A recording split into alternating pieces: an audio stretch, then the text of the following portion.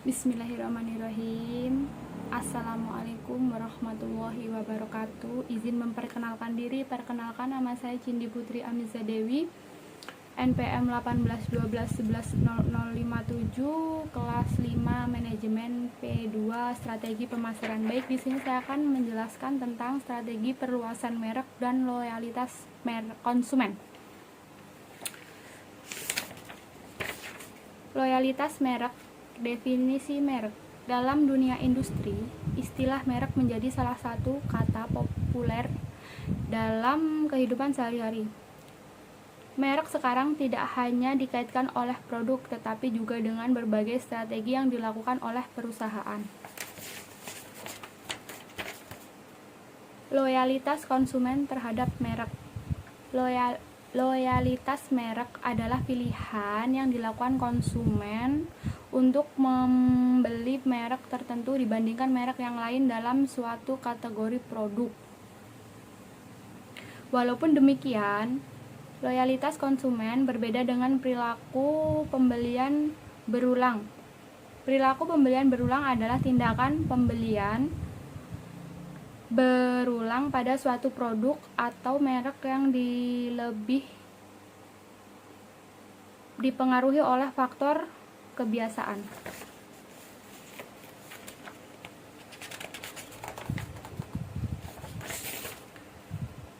Sedangkan penggolongan loyalitas merek.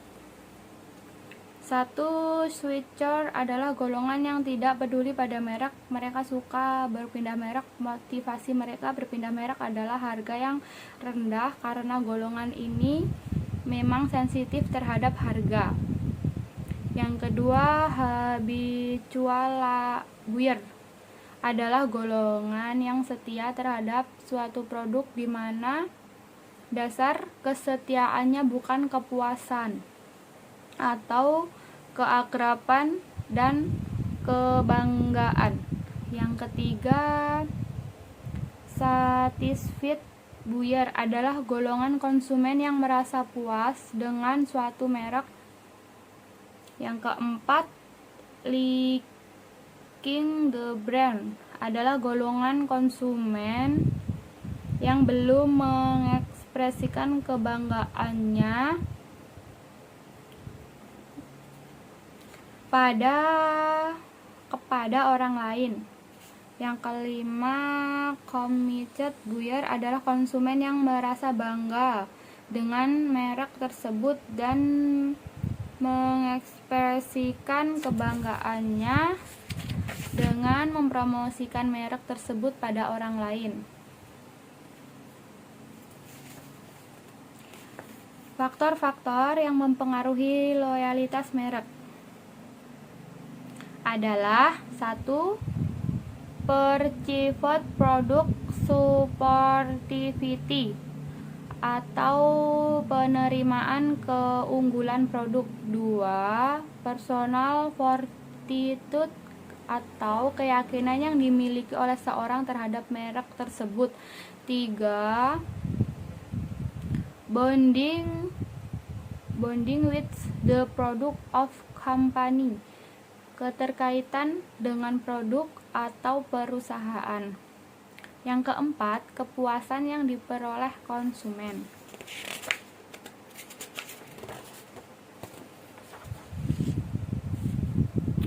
Keuntungan loyalitas merek.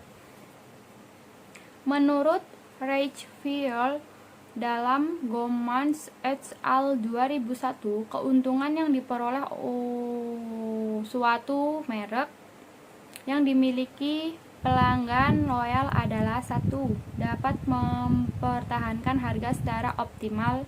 2. Memiliki posisi tawar-menawar yang kuat dalam saluran distribusi. 3. Mengurangi biaya penjualan. 4. Memiliki penghalang yang kuat terhadap produk-produk baru yang dimiliki potensi yang besar untuk masuk dalam kategori produk atau layanan yang dimiliki oleh merek tersebut. 5. Keuntungan sinergis yang diperoleh dari brand extension yang berhubungan dengan kategori produk atau pelayanan merek merek tersebut. Strategi perluasan merek. Menurut Kotler 2000, ada 5 pilihan strategi merek yang dapat digunakan oleh perusahaan, yaitu 1. Perluasan lini. Perluasan lini ini dilakukan jika perusahaan memperkenalkan unit produk tambahan dalam kategori produk yang sama dengan merek yang sama. Contohnya, Pantene mengeluarkan sampo untuk rambut rontok dan rambut berketombe, rambut kering, rambut berminyak, dan lain sebagainya. 2. Perluasan merek atau brand extension, yaitu suatu produk yang dilakukan perusahaan untuk meluncurkan suatu produk kategori baru dengan menggunakan merek yang sudah ada. Contohnya, Pepsodent mengeluarkan produk mouthwash atau permen dan sikat gigi. 3. Multimerek adalah suatu strategi perusahaan yang memperkenalkan merek tambahan dalam kategori produk yang sama. Sebagai contoh adalah P&G memproduksi 11 merek deterjen. Indofood meluncurkan merek untuk produk mie instannya. 4. Merek baru, yaitu strategi perusahaan meluncurkan produk dalam suatu kategori baru, tetapi perusahaan tidak mungkin menggunakan merek yang sudah ada lalu menggunakan merek baru. Contohnya, Coca-Cola memproduksi minuman bersoda tetapi memiliki rasa buah-buahan diberi merek Fanta. 5. Merek bersama, yaitu 2 atau lebih merek yang terkenal dikombinasikan dalam satu tawaran. Sebagai contoh, Aqua, Danone. Faktor-faktor yang mempengaruhi strategi perluasan merek. 1. Sikap pada merek asal. 2. Kesesuaian antara merek asal dengan produk perluasan. 3. Penerimaan tahap perluasan merek yang dilakukan oleh perusahaan.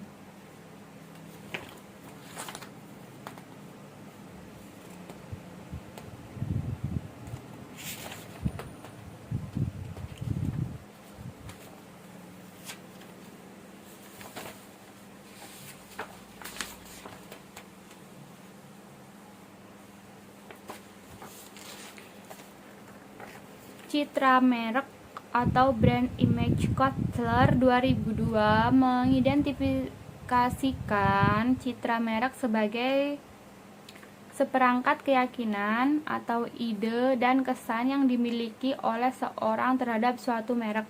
Karena itu, sikap dan tindakan konsumen terhadap suatu merek sangat ditentukan oleh citra merek tersebut. Hubungan strategi perluasan merek dan citra merek dengan loyalitas konsumen terhadap suatu merek.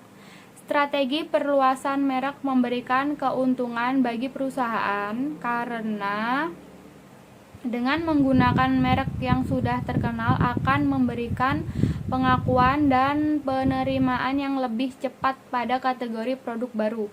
Hal ini diharapkan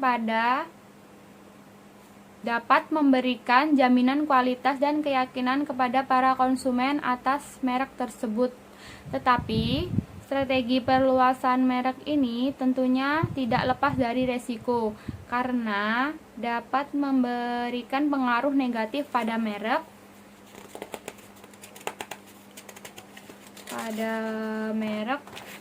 induk, sehingga merek induk akan mengalami penipisan merek.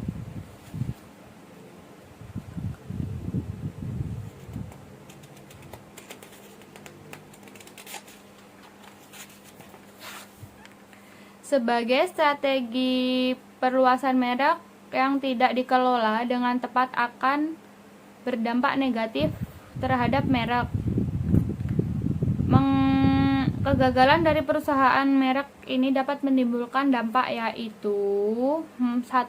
Melemahkan lini produk yang sudah ada, sehingga produk-produk dalam suatu lini itu akan saling menjatuhkan. 2. Dapat membuat konsumen mencari variabilitas pada produk lain, karena produk perluasan merek tersebut bersifat memakan produk yang sudah ada dan memiliki konsep pemasaran yang buruk, sehingga hal tersebut secara tidak langsung dapat melemahkan loyalitas merek.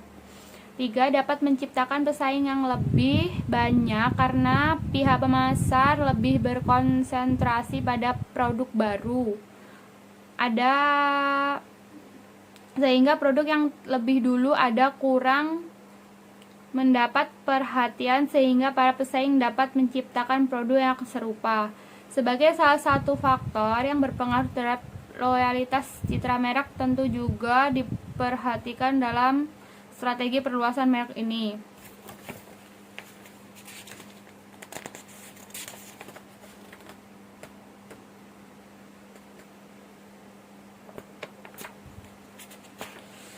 Baik, itulah sedikit penjelasan dari saya. Kurang lebihnya saya mohon maaf. Wabillahi taufiq wal hidayah. Wassalamualaikum warahmatullahi wabarakatuh.